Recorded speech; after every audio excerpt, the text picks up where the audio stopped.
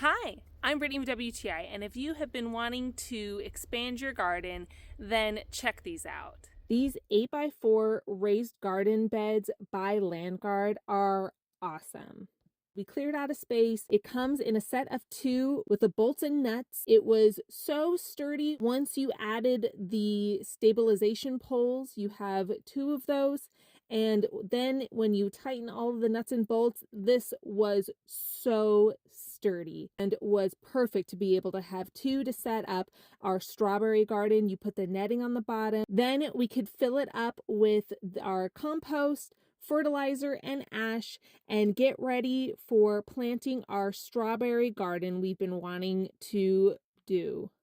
Because they're a foot up, it was very easy to plant everything, to get the straw down. The straw is great for locking in the moisture and stopping up for any weeds, and also protecting the plants as they get bigger.